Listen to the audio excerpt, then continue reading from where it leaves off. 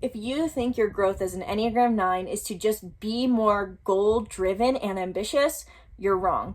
And it's not your fault, and it's not even other Enneagram coaches' fault. It's just that there's this huge aspect of the Enneagram 9's growth that we've all missed. In this video, I covered what the Enneagram 9 is, what the Enneagram 9 growth traditionally is, and new insights into what the Enneagram 9's growth is in actuality. If you feel like your Enneagram growth path was quote-unquote too easy or unfulfilling to achieve, this video is for you. Welcome back to the channel. I'm Isabelle, and today I wanted to talk more about the Enneagram 9 growth because I'm an Enneagram 9, and recently I've been trying to do more work on my Enneagram type. I usually end up doing more stuff related to astrology, or I've been getting into the gene keys recently. And I've been wanting to go into human design, and so I haven't looked at the Enneagram in a while. And it's something that I incorporate in my day-to-day life. But as I was reviewing it in really the last month, honestly, I realized how off I've been on interpreting the type 9 growth. And that says a lot in the sense because I feel like I'm a pretty self-aware person who understands the Enneagram pretty well. And this is what I see a lot of people explaining the Enneagram growth as, which is not fully inaccurate, I want to say. But there's more to it that has really helped me be in alignment with myself. Because, so for example, I was looking at my worksheets that I've made, which if you want these worksheets, I love them. I personally use them, and so I made them into a download for you guys. It's the Enneagram Growth Hacker. I'll put it linked in the description below. It gives a guide for growth and noticing signs of stress, and as well as how to fulfill your core desire based off of your Enneagram. So it covers all the types. You can get it in the link in the description below. But I was doing those, and I was listening to Beatrice's Chestnut's book. I'm struggling to say that word.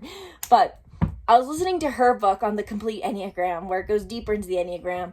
And I was all these things at once realizing how I had not realized this one aspect of the Enneagram 9 growth that really shifts my perspective on my day-to-day life and what it means to grow.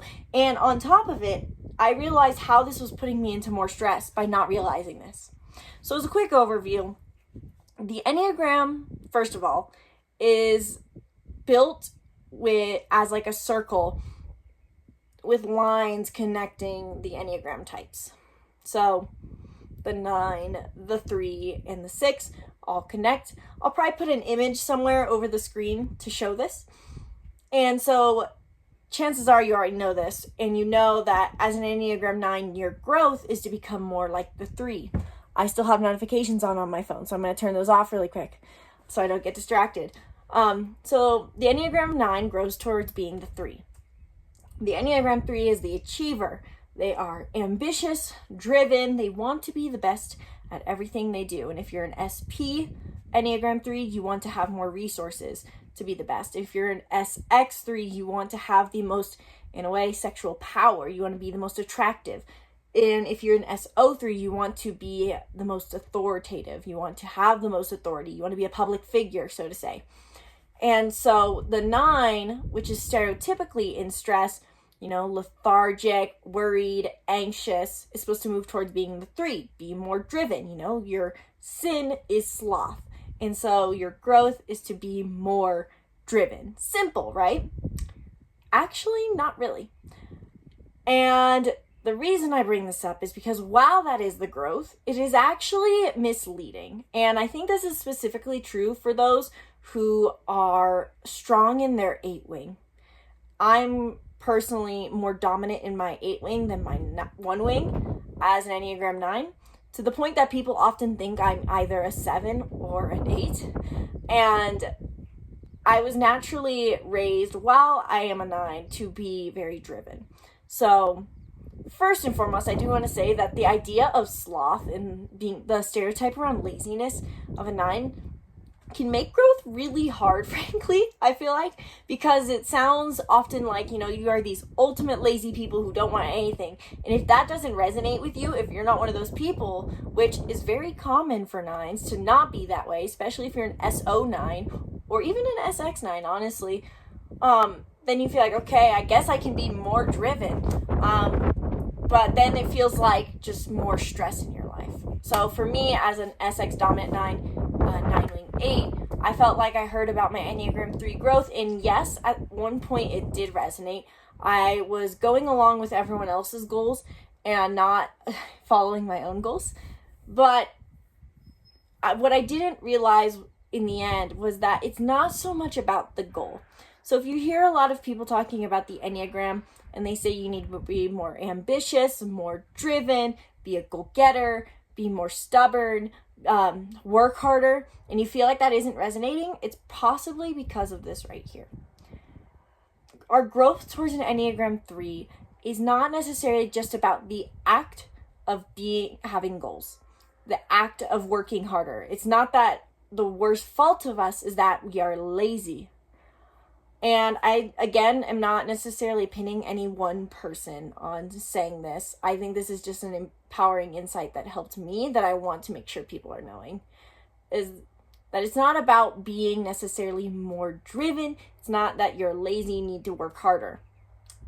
What the Enneagram 3 growth for the Enneagram 9 is really trying to get at, I realized, is the need potentially for a goal-setting structure to, in the end, help you actualize your dreams that are in alignment with your self-identity. Because while oftentimes a 9 is stereotyped as lazy or sleepy or easygoing, in the end, our core behavior is self-forgetting. Not self-repressing even, like a 2, so to say, or finding a sense of self through service of others, like a 2, or a 4 who feels misunderstood, but we easily stray from our sense of self. And so it's very likely that you're someone, especially if you've done self-development work as a 9, that you're like me, who we can maintain ourselves for a long time. We get in our flow, we get in the groove, we have things going well, and all of a sudden we wake up one day and realize, oh, I strayed from my path, so to say. I forgot myself. I know this was a huge one for me in my last relationship. I was extremely happy in the relationship for a while. I got into it from a fairly good spot where I knew exactly what I wanted and how I wanted it. I knew what I wanted my daily life to look like. I kind of knew what I wanted a few years from then. I knew what I wanted my career to look like somewhat. But then I slowly started letting my relationship devour my life, to the point where then I woke up literally and realized I'm not living in alignment with myself. I didn't realize how often I was letting the little things basically slip by, and I was no longer in alignment with what it means to be in my 3 growth, which the 3 growth is not necessarily about having a goal and trying to be the best. It's about being intentional and having things that you're pursuing. So this could mean, for me as an example, as much as it could be cool to be the best at something or achieve some huge goal, run a marathon or something, for me it's about setting the intention to constantly have something I'm going towards. Whether that's something small or big, I think of it as, it's hard to describe. I'm struggling to find the words, but I'm trying to get this across. It's really just being intentional. I really feel like that's the best word to describe it. For me, I know my 3 growth in the end is about thinking every day, how do I want my day to look like? So it's not necessarily about some big goal. It's about being intentional, planning your life, so to say. It's almost like a 1 growth, but in the sense it's still the 3, because it's about alignment with the self rather than the detachment from the self, like the 4 is supposed to grow to, as the 4 grows to the 1. This for us is about recognizing who we are and what we must do in order to live in alignment with that and do the things. So it's about the taking action in alignment with ourselves. It's not about necessarily having a big goal. It's about being disciplined towards the little things that add up, that make your life feel authentic to you in being who you are. So for me, like I said, waking up and realizing my relationship wasn't in alignment, I had to completely reset after I broke that off and go, okay, how do I want my day to look? Which within that, how do I want my mornings to look? How do I want my afternoons to look? How do I want my nights to look? How do I want my job to look? How do I want my relationship with my family to look? Setting intentions around every aspect of my life in order to stay in alignment with it, which in and of itself can be referred to as a goal, but I think that's where we get strayed, because I often thought for so long that I had to have a bigger goal, and that just overwhelmed me, especially as a 9-wing 8 who's already kind of pushing themselves hard in challenging moments. I definitely don't struggle with a physical sloth. That is for sure. But the self-forgetting part is oftentimes something I forget. Shocking. I'm living up to my own true Enneagram, who still has a very human wound. Wow, mind-blowing. So I have to remember to constantly basically be setting intentions as a daily practice to make sure I don't forget the self. So if you're wondering, why does my growth feel almost too easy? Why does my growth feel impossible? Why does it feel off? Why does it feel draining rather than fulfilling? Instead of thinking of it as a goal, think of it as daily intentions.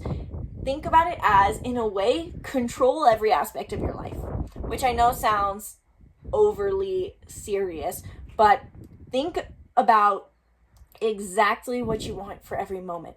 A quote that I actually now just remembered that I used to have saved in my phone for a long time and is probably buried somewhere. I can't remember who it's by, but it's a really good reminder for 9s. It goes, I'm trying to remember exactly, but it basically says, set goals for every area of your life. Know exactly what you want in every area of your life, because you cannot hit a target you cannot see. And so oftentimes I think the 9 feels like they're supposed to hit this 1,000-yard shot, when really it's about setting yourself mile markers, knowing what you want, decide what you want in every area of your life. You cannot hit a target you can't see. That's the whole quote.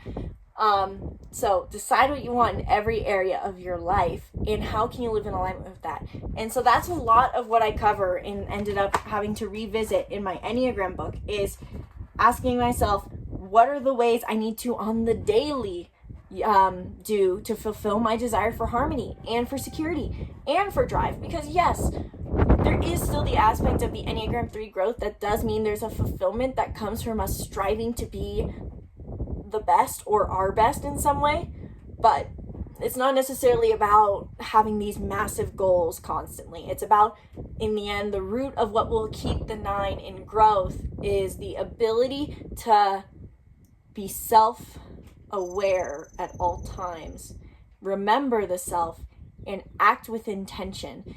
And it's frankly, I'm going to say, it's honestly at times painful, because I will, especially this week, I've had moments where often I feel like I don't want to be any more goal driven. I don't want to have to try any harder. I really, as an SX9, just want to go on autopilot and let other people choose. But then I notice there's still, it's ignorance is bliss. So once I've seen now how that behavior can cause me distress, I have to decide what I want in every moment. And being able to create yourself a checklist of what those things are that you're going to want, the values that you're going to want to act in alignment, really does help. That's why I like astrology in conjunction to Enneagram, because it gives me an in-depth reminder of what I kind of need fulfilled in a day, along with my Enneagram general desires of harmony, loyalty, and drive or ambition as a 9 with a stress and growth number of 6 and 3. So hopefully this video helped you get a new perspective on what the Enneagram 9's growth is really about. I know it's a little messy, but hopefully you worked through it with me. I eventually found the words. In the end, Enneagram 9's, your growth is not about being goal-driven. It's about being intentional in every area of your life to be in alignment with yourself.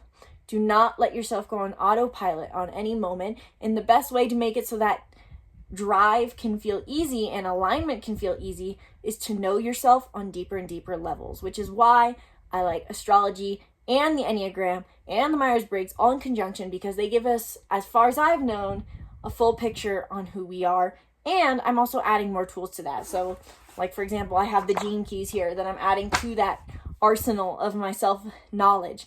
But if you're looking to understand yourself more, if you want help staying in alignment with yourself as an Enneagram 9, then I highly recommend that you book a reading with me where we dive deep into your unique personality combination in the link in the description below.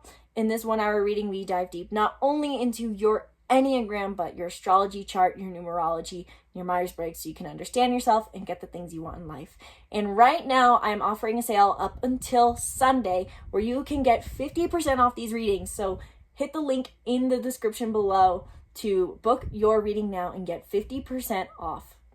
Thank you guys so much for watching this video. Sincerely hope you enjoyed. Be sure to subscribe to the YouTube channel and stay tuned for more videos breaking down who you are. Once again, my name is Isabelle, and from my heart to yours, namaste.